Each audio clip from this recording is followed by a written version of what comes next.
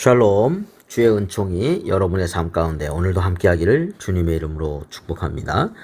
오늘 우리가 함께 묵상하실 말씀은 민수기 34장 1절부터 29절까지 말씀이 되겠습니다. 자, 오늘 본문 말씀은 이스라엘 자손들이 이제 들어가게 될 약속의 땅 가나안의 경계입니다.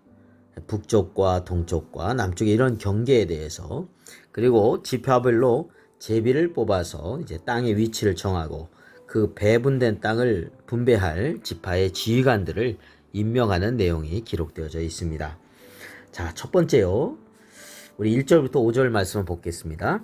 여호와께서 모세에게 말씀하여 이르시되 너는 이스라엘 자손에게 명령하여 그들에게 이르라. 너희가 가나안 땅에 들어가는 때에 그 땅은 너희의 기업이 되리니 곧 가나안 사방 지경이라. 너희 남쪽은 에돔 곁에 접근한 신광야니 너희의 남쪽 경계는 동쪽으로 염의 끝에서 시작하여 돌아서 아글라빔 언덕 남쪽에 이르고 신을 지나 가데스 바네아 남쪽에 이르고 또 하살아다를 지나 아스몬에 이르고 아스몬에서 돌아서 애굽 시내를 지나 바다까지 이르느니라.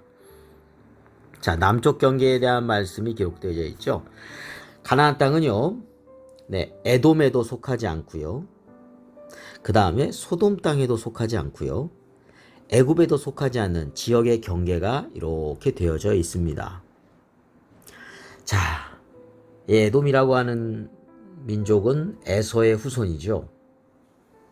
에서는 물질을 영적 가치보다 더 소중히 여기고 결국에 팥죽 한 그릇의 장자권을 야곱에게 팔아넘기는 어떤 물질주의의 대표자와 같은 상징과 같은 인물이라고 하겠습니다. 자, 이스라엘 경계는 소돔과도 속하지 않았습니다. 소돔은 음행이 만연한 죄악의 도시죠.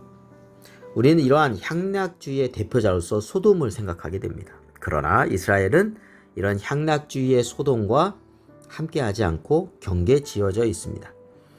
자, 그 다음에 애굽과도 경계를 두고 있죠. 애굽은 풍요로운 나일강을 기반으로 해서 세상적인 풍요만이 최고인 줄 아는 인본주의적인 그런 상징을 가지고 있다고 보겠습니다.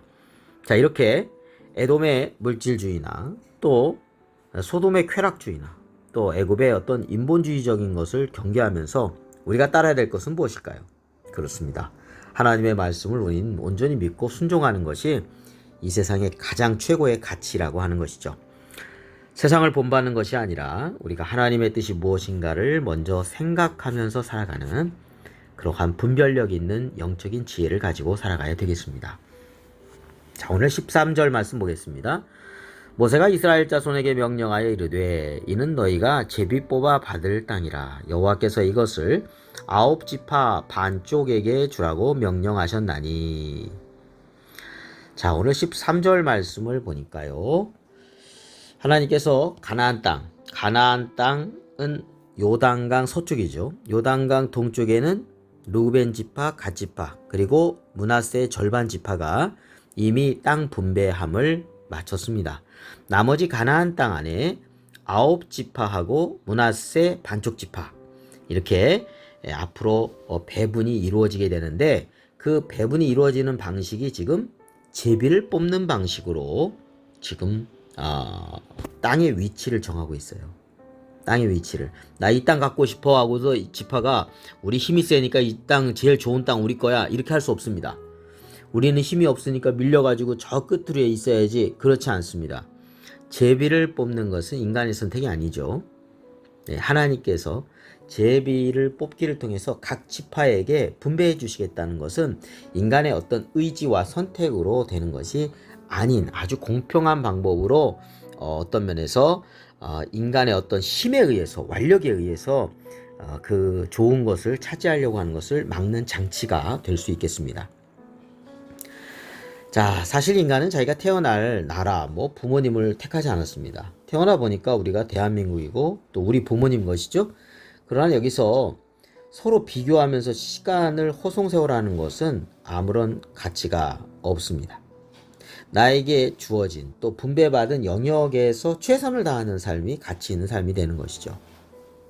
제비를 뽑아서 이렇게 땅의 위치를 정하게 됨으로써 생기는 것은 이것이 좋구나, 이것은 나쁘구나 해가지고 서로가 또 비교함을 통해서 위축되거나 또는 자만에 빠지는 일이 없이 나에게 주어진 것이 무엇이든지 간에, 나에게 분배받은 것이 무엇이든지 간에 그 안에서 최선을 다하는 삶의 가치를 만들어가는 것이 중요하다는 것입니다.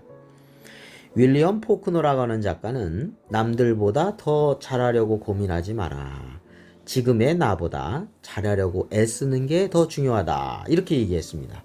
무슨 말이에요? 비교의식을 통해서 살지 말라는 것입니다. 네. 우리가 하나님 앞에서 지금 있는 모습과 처지, 형편, 주님이 너무 잘 알고 계시오. 그 상황에서 비록 아무리 적은 것이라 할지라도 충성되게 다하고 있느냐, 하나님은 유심히 그걸 보신다는 겁니다.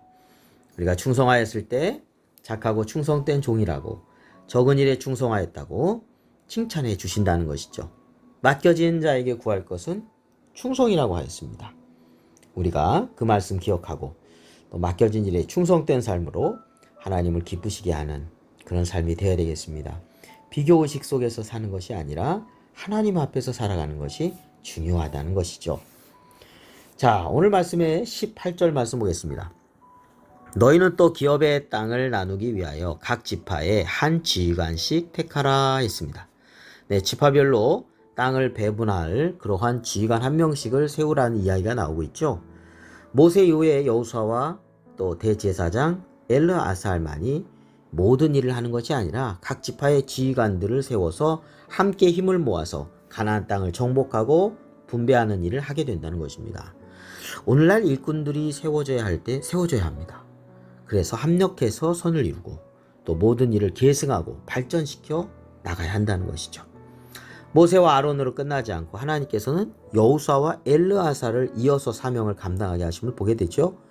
각 지파별로 일꾼을 세우고 있는 모습을 오늘 우리는 알 수가 있습니다. 오늘 우리나라도 복음을 전하러 희생하신 선교사들이 있었기 때문에 오늘 우리에게까지 복음이 이렇게 전해졌습니다. 이제 다음 세대로 복음이 전파되기 위해서 일꾼이 세워져야 한다는 것이죠. 자, 오늘 묵상을 해봅니다. 나는 세상의 풍조에 휩쓸면서 살아가는가, 아니면 하나님의 말씀으로 구별된 삶을 살아가고 있는가. 네, 경계된 삶이 필요하겠습니다. 두 번째로, 나의 믿음이 비교함이 아니라 주어진 일에 충성된 모습인가를 생각해 보는 것이죠.